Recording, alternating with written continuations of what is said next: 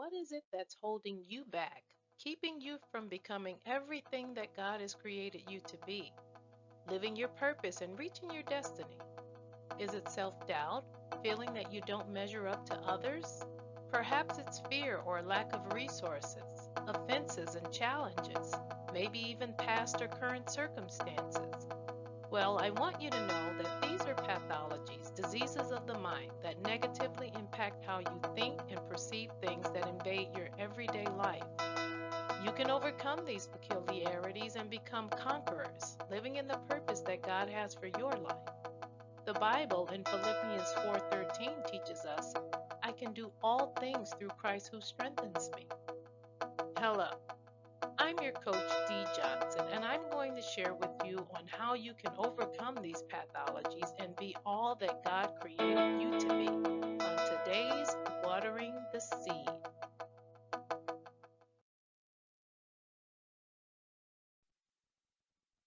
Hey seeds, this one's a heart hitter. Today we're talking about something real, something raw. What happens when you're walking in purpose, minding your alignment, healing, praying, showing up, and you still get betrayed? I'm your host, Coach Dixon, and today we're talking about purpose in the middle of pain. So, what do you do when you're growing fruit, but someone you trusted planted weeds in your garden? Let's talk about purpose in the middle of the pain. Because, yes, you can be called and crushed. You can be chosen and still be cheated on. And that doesn't make you weak, that makes you real. Have you ever been so aligned in your purpose that you thought, surely nothing can go wrong now? God's got me. And then, boom, heartbreak hits. The betrayal slips in like a thief in the night.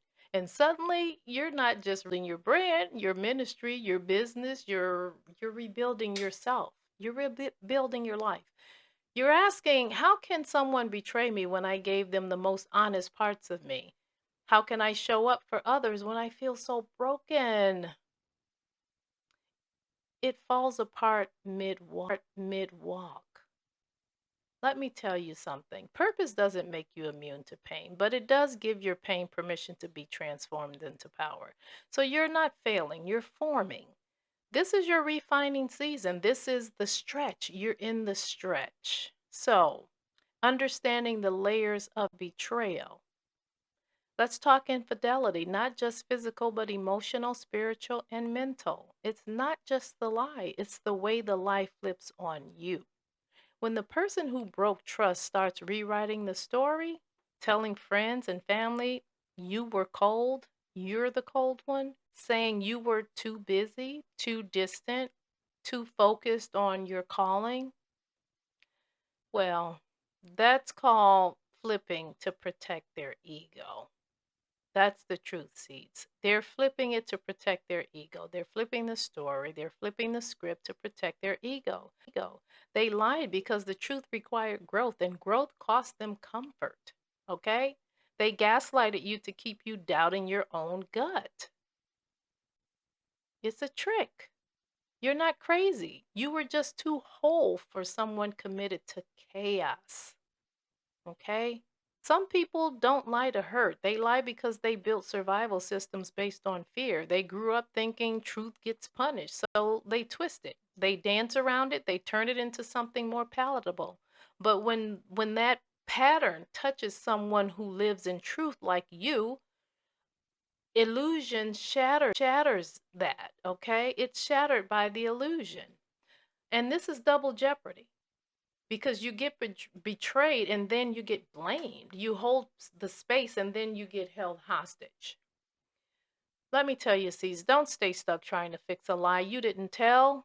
You didn't tell the lie, so don't stuck trying to fix it. You don't have to run around and rewrite the script again because truth doesn't need to be validated. That's number one. Truth does not need to be validated. And while you're wasting your time trying to fix that lie, you're wasting that's a trick. It's stealing your treasure. You should be focused on your purpose. Stay in alignment. You're not responsible for their fear. You're only responsible for your freedom. Alignment doesn't mean everything feels good. So don't get caught in that. It doesn't mean everything feel good. Alignment means you move with clarity even through your grief. Okay? So let me tell you how to do that. How to align while you're in pain, while you're aching. Let yourself grieve. Don't spiritualize your silence. Cry it out. If you have to cry, cry. It's okay. Lean into your feelings. They're yours. Own them. You have a right to feel. And don't let anyone tell you that you don't. Anchor your day in truth. Speak out loud what you know. Say it. I did not deserve betrayal, but I do deserve healing. I didn't deserve what they did to me, but I do deserve to heal. And focus on that healing. Rebuild your vision board, not just for goals, but for values. What do you know? What do you now know you need in a relationship? That's an important question. What do you now know that you need in a relationship, whether it's a friend, a family member, a partner, in yourself? What do you now know that you need out of that relationship or out of a new relationship? And lean into that. Set boundaries. You're allowed to outgrow that tolerated lies just to feel loved. You can outgrow that. You're allowed to do that. You don't have to stay stuck in that. Now, many of us, when we're hurt, especially when we're in the middle of that hurt, that pain, we want to warn everybody about this person. That person's a liar. Be careful. Watch out for them. They did this to me. Don't do that. Okay? I know that's tough. If you need to speak out to warn someone, okay, do it with their actions are abusive, the liar, if the actions are abusive or manipulative or dangerous, silence can feel like complicity, but also protect your peace. Don't just speak out for the purpose of harming them or to get revenge, okay? If speaking up keeps someone else from harm, keeps them safe, then go ahead and do it, but do it with grace, not revenge. Protect your peace. And remember, your healing doesn't depend on them being exposed, it depends on free. All right? Now, you've survived. Now what? You have survived that betrayal. Now what? Well, it's time to move into sacred living. And that means no more shrinking to be kept, no more silence to keep the peace, no more loyalty to dysfunction. Stop being loyal to the dysfunction.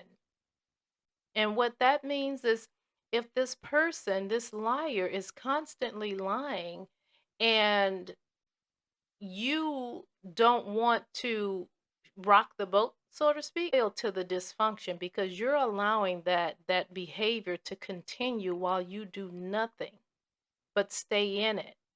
And sometimes in some situations, you the the victim is lying to cover the liar's lie.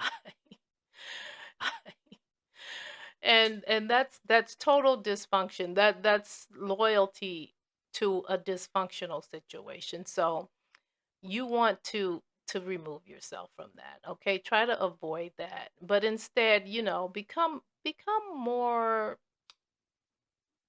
become your own safe space. You walk in your calling without second guessing. Walk in your calling without second guessing it, okay? Once you remove yourself from those things that shrink you, that kept you strong, that silenced your peace, that loyalty and dysfunction, walk in your calling without second guessing yourself. Okay? You can speak with clarity and grace even if your voice shakes, and it might just do that. But continue to walk in clarity and grace. And guess what? That version of you, the healed, aligned, glowing on purpose that you is rising. You're already forming, already forming. Now, for those seeds, those ones that still feel stuck, those of you who feel still stuck, Let me talk directly to my seeds that are still weeping in silence, still questioning your worth, still fighting the urge to text back. Please don't text back. Still blaming yourself. You are not too broken to bloom. You are not too broken to bloom. You are not too betrayed to be blessed. You're not. And you are not too late to rewrite the narrative. Say this with me. Say this affirmation. I am reclaiming my joy. I am rebuilding from the ashes. I am rising in alignment. My pain will not mute my purpose. I'll say it again and I'll say it slower so you can write it down if need be. I am reclaiming my joy. I am rebuilding from the ashes. I am rising in alignment. My pain will not mute my purpose. So even in heartbreak, you're still fertile ground. You are the seed. And this season, it didn't destroy you. It just uncovered what can no longer go with you. So water yourself today. This is not your ending. This is your becoming. Okay? If this spoke to you, I invite you to share it, journal it, and sit with it. You're not alone. You are not alone. And baby, you're not done. So until next time, keep watering that D, and I'll see you back next time.